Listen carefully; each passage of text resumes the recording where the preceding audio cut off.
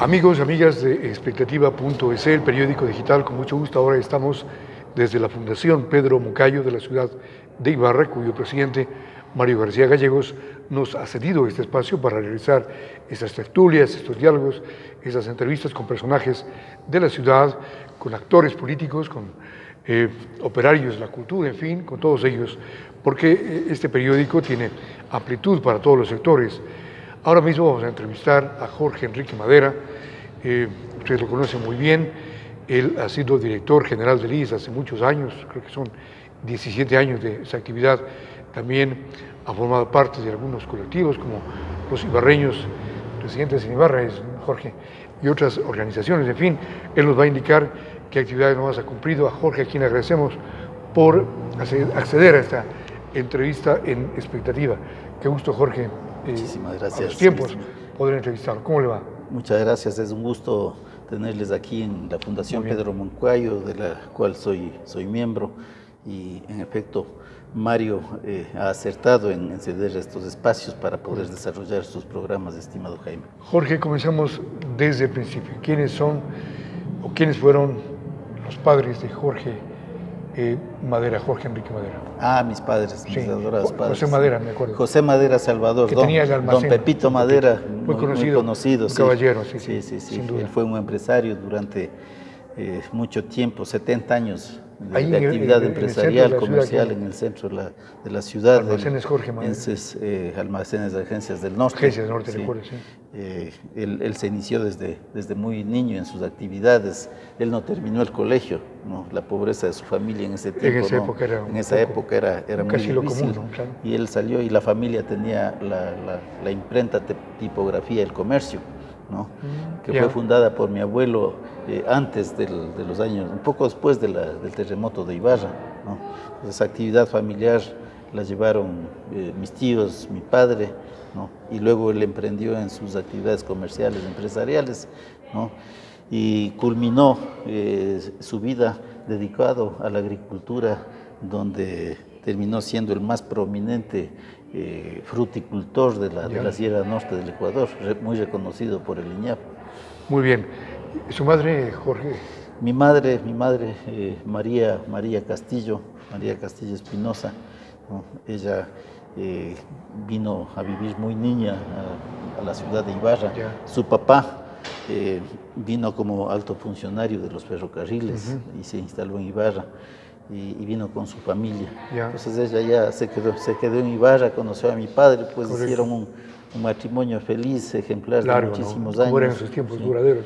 Duraderos, somos 6 hermanos, nos llevamos bien, somos una familia muy unida. Y todos dedicados a trabajar, que es lo que nos han enseñado, a trabajar honradamente, a hacer bien a los demás. Eso es lo que nos han inculcado y eso es lo que somos. ¿Qué pasó? ¿Por qué se cerró los almacenes Madera Salvador?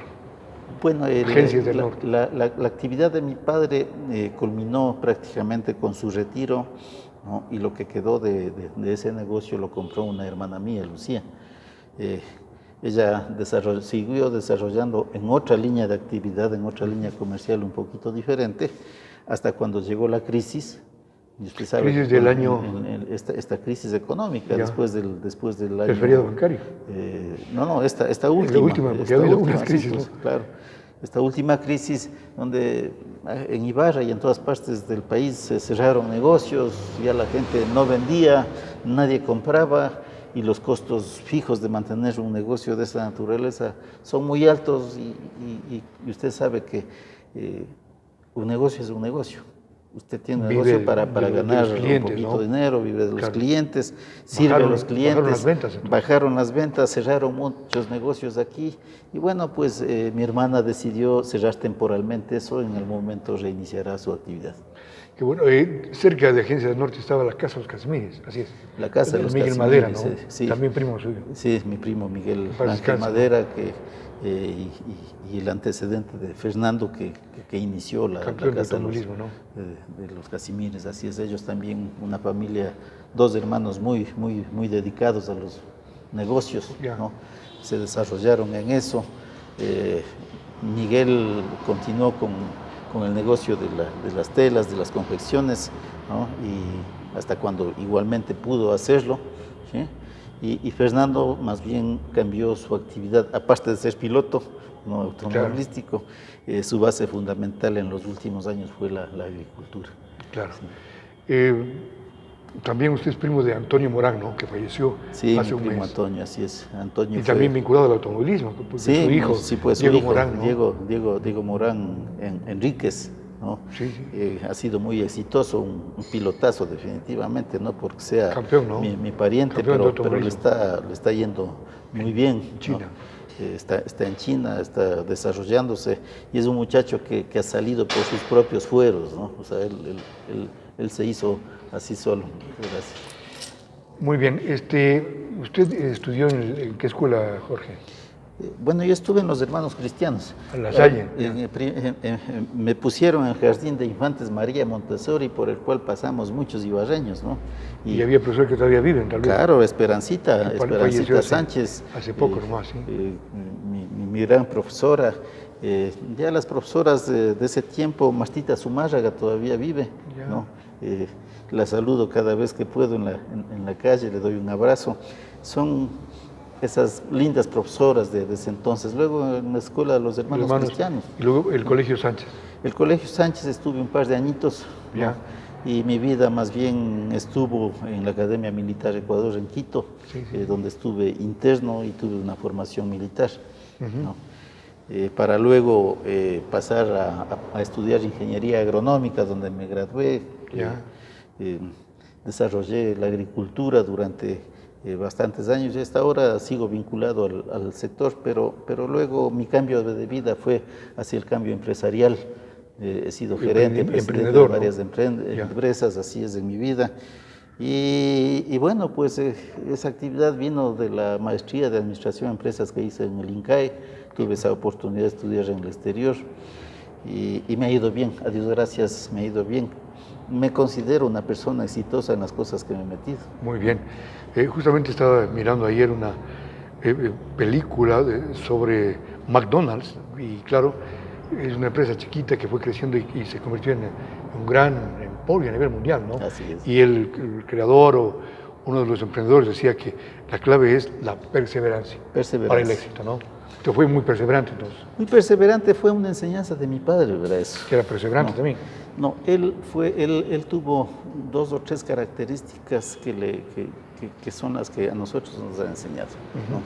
Primero, el trabajo honrado. Honrar el trabajo, la honestidad, a toda prueba, tener ¿no? buen don de gentes, no, el ser confiable.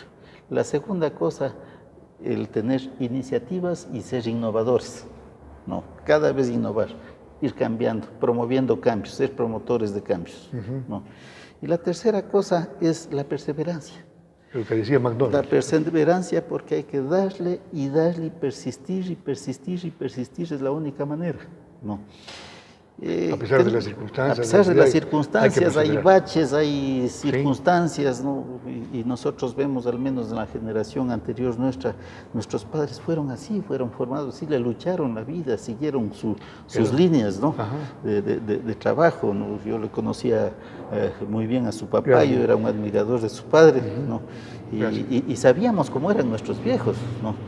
Y creo que al menos nuestra generación... Polifacéticos, ¿no? Polifacéticos, ¿no? Y se acomodaban a las circunstancias y emprendían por acá, no les iba bien, seguían por acá, y llenos de hijos. ¿no? ¿Cómo lo harían, no? ¿Cómo harían para criarnos a nosotros? 9 hijos, 8 hijos, en su caso 6. 6 éramos pocos, porque eran familias de 8, 10, 12 hijos en ese tiempo, ¿no? ¿Sería más barata la vida ahí o cómo les alcanzaría? Pues, bueno, ¿cómo harían alcanzar? Sucre, ¿no? Las señoras eran las verdaderas economistas, ¿no? Les tiraban a la moneda como de lugar. Y también teníamos una vida un poquito más sencilla, ¿no? Por ejemplo, a ver, todos nosotros fuimos a ver los varones criados en un solo cuarto, las mujeres en otro cuarto, así era, sí. ¿no? Y todos a comer lo mismo. ¿no? Y la ropa, no es que íbamos heredando la ropa, ¿no? Los libros íbamos heredando, entonces se acomodó. Y en ese tiempo, ustedes recordarán, era la época de arreglar y componer. Algo se dañaba, se arreglaba. No se desechaba. No se desechaba. Ahora es todo nuevo. ¿no? Todo se descarta, ¿no? Entonces, son esos factores que inciden en que las economías familiares definitivamente se podían ir acomodando a las circunstancias con los costos e ingresos que tenían nuestros papás, porque y usted sabe que Ibarra siempre ha sido una ciudad de economía limitada, claro, claro. Y se han acomodado con eso, pues, y así hemos vivido. Jorge, usted se acuerda del Ibarra de antes, ¿no? De los años 70 o 60. Claro. Hasta ahí tiene memoria. Yo me crié en el Ibarra de antes. Pues claro, tuvimos el Ibarra Ibarra a la vez era el lugar donde vivíamos, las calles eran nuestro patio de juego. Había el fútbol, todo eso. Jugábamos calles, al ¿no? fútbol, las Intiqueterrosas, la Chichiva Barbón en las calles, funcionaba el concepto de barrio, claro. ¿no? Los amigos nos encontrábamos, estábamos a la vuelta, y los Había del barrio con el otro barrio, claro. y todos nos conocíamos, y nuestros papás sabíamos de quién es él. El fulano vive acá nomás, y te daba la dirección. Claro. Y era acuérdese que Ibarra, al menos hasta cuando yo empezaba el colegio, ¿no? Terminaba en el Colegio Sánchez, había una tapia, ¿no? Terminaba en la Hacienda Pilanquí, donde es ahora la Casa de la Cultura.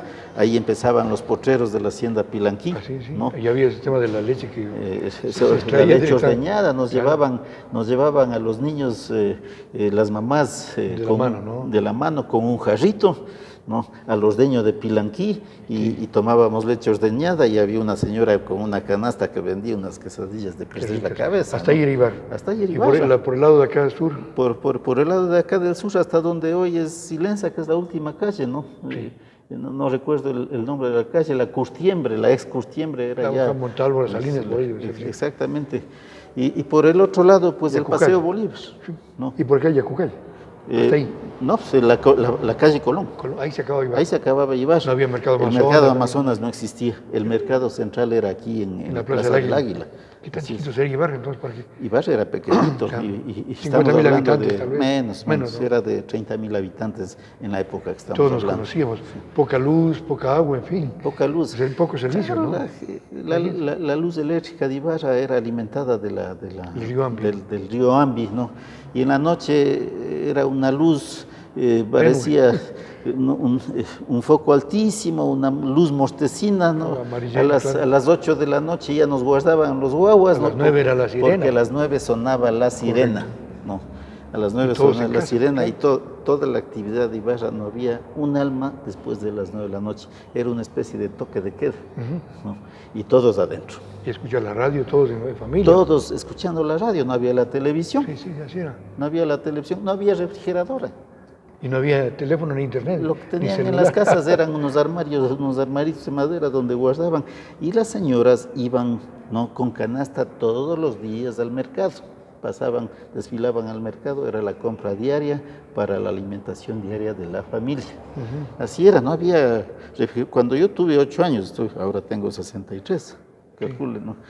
Tenía 8, 10 años. Mi papá, que tenía su negocio, sus almacenes, fue el primero en traer las refrigeradoras a Ibarra. Y nosotros estrenamos la refrigeradora, era un escándalo, ¿no? Refrigeradora que con esa luz ya casi ni se prendía, pero ya había refrigeradora en la casa, ¿no? El primer televisor también. El televisor, y no había ni canales. Novedad, claro. Nos reuníamos, todo el barrio, les invitábamos a los guaguas a ver Bonanza, a ver el Pato Donald, ¿no? A ver estas series de Batman de los años 60, ¿no? Claro, sí. Qué linda época, maravillosa época. Eso era Ibarra, así nos criamos. Y el respeto y el saludo. El respeto, el saludo. A los mayores, ¿no? Caramba, donde usted nos salude, ¿no? Enseguida era la papá queja y a mamá, entre los papás. Saludar a los mayores, al revés. A los curas que pasaban por la calle con veña. Era, alabado sea Jesucristo, Padre, se les decía. Tiempo, y el padre contestaba, así sea, mijito, y te daba una palmadita en la cabeza, ¿no? ¿Usted cree que todo tiempo pasado fue un poco mejor que ahora? ¿O cada tiempo tiene su...? Yo creo que cada tiempo tiene sus características. ¿No? Sí, siempre hay la tendencia a decir que cada tiempo fue mejor, ¿no? Claro que hay muchas cosas que fueron muy buenas de esos tiempos, ¿no? Por ejemplo, esos principios con los cuales nos criaron, los valores, ¿no? De la honradez, del respeto, ¿no? Del orden, de la perseverancia. Así era esa generación de padres nuestros, y así nos criaron a nuestra generación, ¿no? Ahora ya es diferente, ahora todo es como, yo digo, ya es como disparado, o sea, está fuera de control muchas cosas, ¿no? Los Y millennials, claro, ¿no? ahora tenemos características diferentes, ¿no? De vida y a la cual nuestra generación tiene que irse más bien acomodando, o sea, es la capacidad que debemos tener para poder adaptarnos, ¿no?, a las circunstancias. La generación nuestra es una generación privilegiada, porque hemos pasado por todas las etapas de la tecnología y a la fuerza hemos tenido que aprender a manejar estas cosas. El celular, ¿no? Hoy estamos más conectados que antes. Estamos más conectados ¿Cómo que harían antes. antes los amigos o las enamoradas para citarse? Porque no había. Esto es que es un medio de contacto, de ayuda incluso. Acuérdese cómo era el correo. Verá, Al el correo teléfono, central, ¿no?, estaba ahí en el parque, frente a don Fidel Torres Hinojosa. Ah, claro, claro. Sí. Hoy ya no hay. Y habían las casillas de correo para las empresas, las personas que tenían los casilleros de correo. Iban con ¿no? sus llavecitas, sacaban su. Y su comunicación normal con sus parientes, amigos, novias, etcétera, con otras Cartas. ciudades comerciales, era con cartas, ¿no? Y entonces las cartas llegaban y había unos listados en la pared, ¿no?, de los destinatarios de las cartas. Entonces iba usted todos los días, ya llegaría la carta de mi hombre. Claro. ¿no? Entonces Salía la lista y iba a pedir en el mostrador, ¿no es cierto? Y había la otra categoría que eran las cartas certificadas, ¿no?, que utilizaban otras empresas pequeñas, venían con un sello de entrega especial. Entonces, y acuérdese que la comunicación era a través de los telegramas, ¿no? Mi papá a mí me mandaba, como Vía era telegrama, comerciante, ¿no?, vía telegrama. Mijito, anda, dame mandando el telegrama donde los señores no sé cuánto de Guayaquil, ¿no? Entonces me mandaba el mensaje, llegaba el telegrama y ese rato se pagaba por letra. Por letra, por tipo, claro. Por letra, por tipo. Y el telegrafista empezaba ti, ti, ti, ti, ti, ti, ti, ti, ti, ti, ti, clave Morse. Recibían allá, escribían y le entregaban. Eso era la comunicación. En ese tiempo, ¿no? Y funcionaba todavía el tren. Claro. Llegaba el tren. Era un escándalo cuando llegó la locomotora a la entrada, ¿no?, a Ibarra. Todavía estamos hablando de los años 60, empezando los 70, ¿verdad? Que No había es hasta San Lorenzo. Había hasta San Lorenzo. Funcionaba Ibarra, San Lorenzo, sí. y el tren a Quito, ¿no?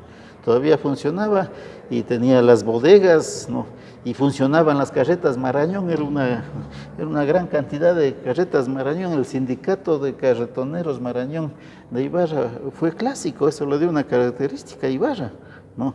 Y ellos funcionaban, eran las camionetitas de carga, ¿no? Entonces, muy utilizadas. No hay las camionetas que hay ahora, utilizaban No, esas. Esas, exactamente. Ya. Y habían los carretoneros, pues, no, ya sabía. Entonces mi papá llamaba al carretonero, le mandaba a llamar, le decía, ve, mijito, dame retirando una carga que llegó al ferrocarril, aquí está la guía, ¿no? Él iba, retiraba, traía y le descargaba en el almacén, ese era el servicio completo, ¿no? Y lógicamente el caballo dejaba orinado y cacado en la calle, pues, ¿no? Eso era clásico en Ibarra, ¿no? Así era, esa era nuestra Ibarra, así nos criamos, ¿no? Y había hidrantes incluso de agua potable o para servirse agua, ¿no?, en algunas esquinas. En las esquinas, yo sí alcancé a conocer los manivela para que salga el agua. hidrantes, así habían todavía en mi tiempo algunos, pero anteriormente eso era el servicio de agua potable. Y antes que eso no habían esos hidrantes, era el río Tahuanto, era la vida de Ibarra. Era más caudaloso ese río en ese tiempo. Claro, caudaloso, límpido, nos íbamos a bañar. A bañar, a nadar, ¿no? A nadar. La gente iba a lavar la ropa los sábados, los domingos, se veía desfilar a las señoras de la casa con sus cargas de ropa a lavar en el Tahuanto. Y había unas piedras encontradas. Ahí estaban las redes sociales, ¿no?, de las señoras, de las antiguas. Sí. Y había un baño también ahí. Habían los baños, ¿no?, casi de agua caliente, no sé. Claro, había baños, y había el servicio de baños de agua caliente, algunos servicios en la ciudad, porque en las casas no teníamos agua caliente. Había un grifo adelante en la cocina, otro grifo atrás en la lavandería y nada más, ¿no? Y los baños generalmente eran con una lavacaras y se utilizaban las bacenillas en los cuartos.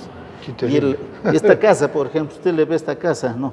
Seguramente el baño de esta casa debe haber sido en los patios de atrás.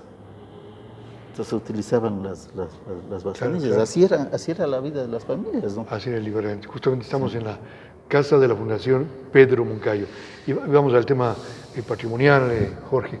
Ustedes habían presentado, me refiero al grupo de la Junta de Patrimonio de Ibarra, una ordenanza en el municipio para que se haga una ordenanza, valga la redundancia, aunque no está bien, que se haga una regulación sobre los sitios patrimoniales. ¿Cómo es esta historia? Así es, le cuento una cosa, a ver, hay un antecedente ahí. La Fundación Pedro Moncayo, de la cual soy parte, y con Mario, que es nuestro presidente, le hemos luchado en los últimos años, decidió en determinado momento empezar a luchar. Primero dijimos, nuestro centro histórico se está desmoronando.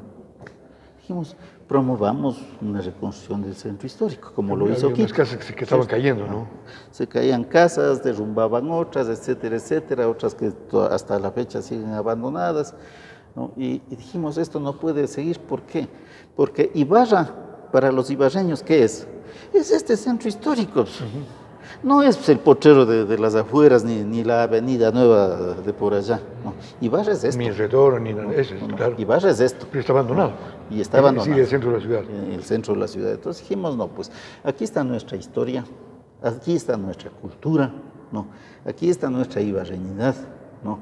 Y quien se siente ibarreño, lo primero que decía, a ver, piensa en Ibarra y piensa en el centro histórico, en el Parque Pedro Moncayo, en el Obelisco, en Santo Domingo, en San Francisco, y en las cosas que usted ve tan sabrosas que tenemos como calles de la ciudad.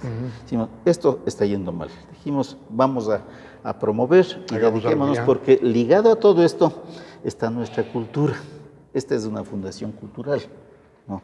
La cultura de la ibarreñidad, el arte, la música, etcétera, etcétera, ¿no? Dijimos, ok, vamos trabajando, y empezamos a aprender el asunto, cómo se trata técnicamente esto. Hicimos varios análisis, reuniones con ibarreños, provocamos todo un boom de conceptos, hicimos un gran diagnóstico de lo que sucede con esto, y dijimos, no, esto tenemos que llegar a cambiar, cueste lo que nos cueste, y se demore lo que se demore. Y eso fue el inicio. Para el efecto, nosotros dijimos, nosotros como fundación no lo vamos a poder hacer solos, o sea, tampoco hay que ser pretenciosos. Hay que unirse, hay que unirse, hay que aliarse. Inquietamos a las dos universidades, a los gremios de la producción, a las entidades culturales, Casa de la Cultura, etcétera, etcétera, ¿no? Colegios de profesionales, y nos aceptaron encantados, ¿no? Y nos integramos en lo que denominamos la Junta de Rescate Patrimonial de Ibarra. Y adoptamos una metodología de trabajo y ejecutamos talleres todas las semanas, los jueves y los lunes de la tarde, ¿no? Religiosamente, pizarra adelante, técnicos enseñándonos, y así hicimos un trabajo metodológico durante más de un año. Y dijimos, bueno, lo primero que tenemos que hacer es dotarle a Ibarra de una nueva ordenanza que permita ordenar estas cosas, por eso se llama ordenanza, ¿no? Y encaminar las cosas donde queremos. Difundir, promover y regular el tema patrimonio. El tema patrimonial, de hecho, Ibarra ya tenía una ordenanza muy antigua. Queríamos actualizarle de acuerdo con la nueva ley de cultura, ley orgánica de cultura. Ahí nos habíamos enterado que al promulgar la ley orgánica de cultura en el año 2015, me parece que fue, no, le entregaban ya definitivamente las competencias a las municipalidades para que gestionen el tema patrimonial. Porque antes de eso, si usted quería hacer algo, una cosa, en Quito, tenía que ir a Quito, y era un verdadero viacrucis. Sí. ¿No?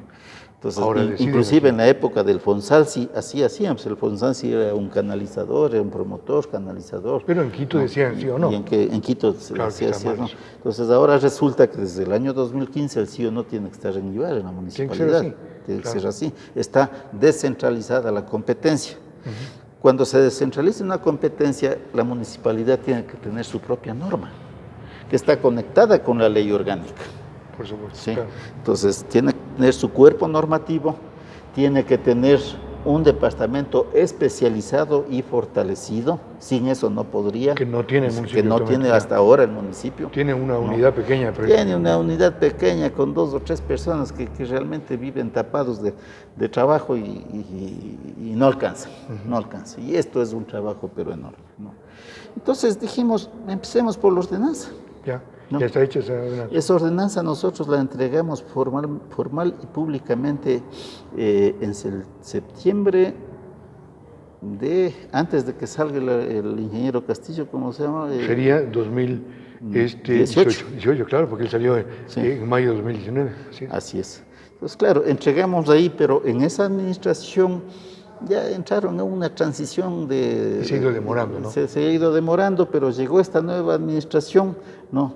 Sigue demorándose, no sabemos hasta cuándo, ojalá no mucho, ¿no? Pero ahora tenemos una buena noticia de que por primera vez, creo yo, no sé si es primera vez que se crea en el Consejo Municipal una comisión de patrimonio que está integrada. Miriam Ayala está presidiéndola, eso es una buena noticia, ¿no? Y lógicamente con ellos ya hemos conversado para ver cómo le vamos dando forma al asunto. No es tan fácil, le cuento, ¿no?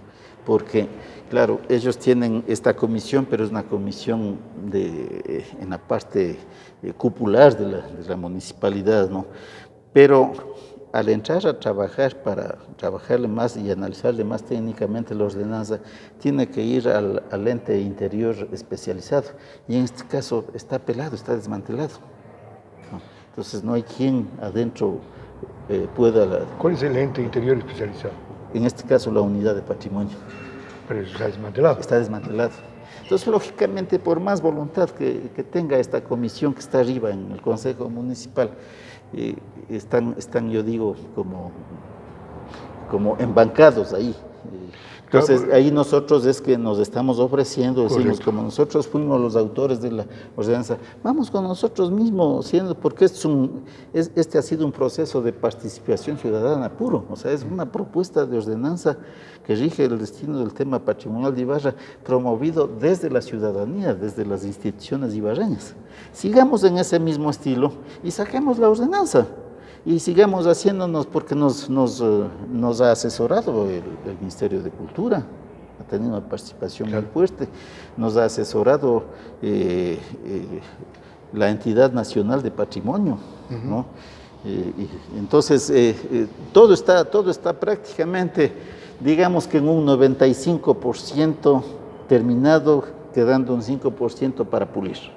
¿Qué ganaríamos con la ordenanza, Jorge? A ver, con la ordenanza, una ordenanza, ¿no? Norma, prohíbe o permite, manda, prohíbe, correcto, o permite. Entonces, lo que usted quiera hacer en el futuro con el tema patrimonial está normado ahí, lo permite y tiene sus límites, ¿no? Y prácticamente le permite dar un ordenamiento. Cuando usted no tiene una buena ordenanza o tiene una norma floja que tiene vacíos, ¿no? o una cosa mal hecha, ¿qué es lo que sucede? El funcionario público tiene la amplitud para hacer lo que le dé la regalada gana, así de simple, ¿no? Es porque no hay ninguna norma, entonces yo permito nomás, porque como no dice nada la norma, haga nomás. Y el haga nomás ha sido la causa de muchas agresiones que han habido en este caso, para el Centro Histórico Ibarra, para el Centro Histórico de Caranqui, ¿no? Y para todo el tema patrimonial. Por ejemplo, han tumbado casas. Así es, y la que había en la Pedro Moncayo. Y han aprobado edificaciones modernísimas al lado de estas bellas casas, ¿no? Entonces, y le van rompiendo, le han ido rompiendo al tema patrimonial, ¿no? Entonces, pero siempre hay un momento en que hay que parar ese tipo de cosas, normar. Y si usted quiere hacerse un lindo edificio, un rascacielos, váyase a hacer. Ibarra es una planicie preciosa. El centro histórico tiene 81 manzanas, un poquito más. Eso significa unas 80 hectáreas. Ya. La planicie de Ibarra, con todo lo que ocupa, son casi 4.000 hectáreas. Entonces váyase al resto vaya a hacer edificaciones modernistas en otro lugar, ¿no? Y permita que Ibarra conserve su patrimonio, su cultura, su característica, porque este es el verdadero tesoro que nosotros tenemos. Histórico porque colonial no lo es histórico. Es histórico, ¿no? Esto está desde que se refundó Ibarra, ¿no? Que volvió a nacer Ibarra. Volvió a nacer Ibarra porque Ibarra es la ciudad del ave fénix que renació de la nada. Y eso se le debemos a nuestros abuelos, a nuestros bisabuelos. Hay que rendirles tributo a ellos. Muy bien, tenemos unas 3 preguntas más para Jorge Enrique Madera Castillo. La concejala Miriam Ayala planteaba al Consejo que esa casa de la Ibarranidad se la mejore, se la conserve, porque no está cumpliendo su objetivo. También planteaba que el cuartel militar que está en pleno centro de la ciudad se le dé un toque diferente, porque alguien quería, no sé si las Fuerzas Armadas, utilizarlo para no sé qué fines, o sea, que tenga una definición, qué van a hacer con ese cuartel, y también que este edificio que está por aquí cerca, donde es al lado de CNT, estaba también abandonado y que compró el municipio, se haga un centro, no sé, cultural, algo. ¿Qué sugerencias hace Jorge? Nosotros estamos totalmente de acuerdo con el concepto de la licenciada Miriam Ayala, porque las cosas hay que ocuparlas para lo que fueron creadas. Por ejemplo, la Casa Ayala, que luego se denominó la Casa de la Ibarreñidad, tuvo un destino específico, ¿no? Y existe un documento donde está el destino específico de eso. La Casa de la Ibarreñidad tiene que ser una especie de templo de nosotros los ibarreños, donde podemos hacer nuestras actividades culturales, etcétera, etcétera. Pero eso no está ocurriendo, terminó siendo ocupado por oficinas, ¿no? Entonces no le dieron el destino, le rompieron el espíritu de eso. Entonces se tiene que volver al cauce, ¿no? Ibarra tiene que volver a contar con eso, porque además es una restauración maravillosa, ¿no? Y que de paso le digo, está ya deteriorándose porque el municipio la ha dejado deteriorarse. Y hay un ascensor que no funciona. Hay un ascensor que no, o sea, es una casa con todos los servicios. Exactamente, ¿No? ¿Y por qué se la deja así? No hay guías turísticas. En cuanto al cuartel, hay que evitar que siga siendo ocupado por las oficinas públicas del municipio, por Dios. Claro. Para eso no fue creado. Eso tiene que ser un centro cultural, ni para espectáculos que nada tienen que ver, ¿no? Eso tiene que tener un destino específico, ahí tienen que concentrarse exposiciones, museos, muestras culturales, etcétera, etcétera, que realmente se constituya el atractivo del corazón de Ibarra. Y lo propio, el Teodoro Gómez de la Torre. Está olvidando ese sitio, abandonado durante años. El cuartel de Ibarra, el Teodoro Gómez de la Torre, tienen que ser desde el mundo de la cultura, ¿no? Desde el mundo de la cultura, los referentes y los que generen tráfico, inclusive un tráfico turístico a la ciudad. ¿Qué hacer en el ex edificio del Colegio Teodoro Gómez de la Torre? Porque la alcaldesa, la señora Andrés Caco, señalaba que allí habrá que obtener costos-beneficios, es decir, lograr algo que rinda frutos económicos, algo así como ventas. A ver, lo que no puede suceder es que la municipalidad, siendo dueña de eso, ¿no?, termine haciendo algo que le signifique mayores costos de mantenimiento a un presupuesto tan pobre que tiene el municipio. Es decir, tiene que ser autosustentable, tiene que tener su propia generación de ingresos. Muy bien, ¿no? Pero ¿qué hacer ahí? Entonces, ¿qué hacer ahí en el tema? Mire, nosotros hemos estado observando qué es lo que han hecho otras ciudades similares con ese tipo de edificaciones, y le voy a contar una, ¿no? Yo, por mi trabajo, me desplazo mucho a la ciudad de Cuenca. ¿No? En la ciudad de Cuenca tiene el Parque Calderón, que es como el Parque Pedro Moncayo de aquí. Parecido, ¿no? En el Parque Calderón está ubicada la famosa Catedral de Cuenca, ¿no? Y al lado de la catedral está el edificio del monasterio de los curas, ¿no? Eso permanecía así, abandonado, igual como monasterio y todo eso. De un rato para otro, ¿no?, yo llego a Cuenca y veo que han abierto una cosa pero espectacular, le han remodelado eso. Algún convenio harían con el clero, ¿no es cierto? Pero en este momento es un sitio de atracción cultural y turística que vaya a ver la cantidad de gente, de gringos que entran es ahí. Turista, ¿no? Es turista. Ahí están las muestras culturales de Cuenca y ahí están los mejores restaurantes, los mejores bares y se ha generado una dinámica. El cuartel debería ser algo parecido, claro. Entonces, esos conceptos de autosustentabilidad hay que diseñarlos desde ahora, ¿no? Antes de meterse a remodelar algo. Porque usted tiene que remodelar pensando en la función que va a cumplir. Claro. Este concepto se tiene que hacer para el Teodoro Gómez de la Torre, que realmente el Teodoro Gómez de la Torre, fíjese que es una lindura el momento que eso esté dando los servicios. Claro, eso será el gran generador, el imán turístico, claro. El imán cultural, ¿no? Ahí deben estar las muestras. Mi amigo Enrique Ayala propone que ahí también tiene que ir al archivo histórico de la ciudad. Sí, pues se puede ocupar todo un ala en eso, ¿no? Y cobrar una entrada, qué sé yo, si es que quiere ser autosustentable. En todas partes, cuesta el museo. Cuesta. Le voy a contar una cosa. Yo acabo de estar en España y me fui a hacer una observación de las ciudades patrimoniales de Andalucía, ¿no? Como un denominador, por ejemplo, las catedrales, los sitios, ¿no?, están gestionados ahora ya por el Departamento Cultural local, ¿no?, o por el Ministerio de Cultura. Y le abren gratuitamente para que entren a las misas, ¿no? Pero todo el tiempo eso tiene un costo de entrada y tiene guianza interna, ¿no? Claro. De tal manera que ustedes lleguen, quiero conocer todas las maravillas, pero que alguien me enseñe, hay guianza, ¿no? Usted se demora unas 2, 3, 4 horas en conocer y apreciar. Aquí, en nuestra catedral, está, por ejemplo, la mayor colección del mundo de obras de Troya. Está aquí concentrada y eso los ibarreños no sabemos. No conocemos, claro. No conocemos. La Casa de la Cultura nuestra, ¿no?, ha implementado un museo precioso, histórico, que lamentablemente por falta de recursos está cerrado y se lo abre para grupos especiales. Pero eso debe estar gestionado por alguien. Y ya la Casa de la Cultura hizo el esfuerzo, ¿no? Mire, la maravilla que ha quedado el convento del Carmen, que estuvo botado años. La técnica del norte compró, lo remodeló, lo está utilizando, le dio buen uso, y lo mismo el Hospital San Vicente de Paúl. Son construcciones patrimoniales que realmente son la muestra de nuestra historia, ¿no?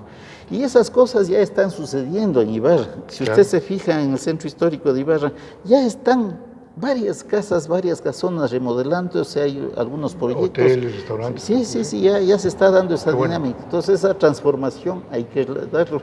Y esto, para nuestro criterio, para el criterio de la Junta, el centro histórico de Ibarra, ¿no?, conjuntamente con todo ese patrimonio inmaterial, sus historias, su arte, su cultura, ¿no?, tiene que llegar a ser el principal atractivo turístico de la zona norte. Ese es nuestro objetivo. Habrá unas otras oportunidades para conversar con Jorge Enrique Madera Castillo, ¿no?, nuestro invitado en este día. Aquí le vamos a pedir que nos dé un autógrafo de su presencia en expectativa, un saludo, un mensaje, no sé, de esta entrevista para que quede para la posteridad de que ha pasado por expectativa, y claro, seguirá en esta serie de entrevistas que son realmente muy ilustrativas y muy interesantes, que tenemos que seguir conociendo y difundiendo a través de este periódico expectativa.es y también de Radio Colosal. Gracias, Jorge, por la entrevista, y esperemos que estos planes, este proyecto de la ordenanza, se vaya concluyendo y llegue a feliz término. Le vamos a regalar este recuerdo de expectativa para que Jaime, te escorche las cervezas, si es que todavía. Muchas gracias. Gracias, Jorge, por la entrevista. Muchas gracias, mi estimado Jaime. Muy bien. Jorge Enrique Madera en este diálogo interesante, desde la Fundación Pedro Moncayo en Ibarra. Buenos días.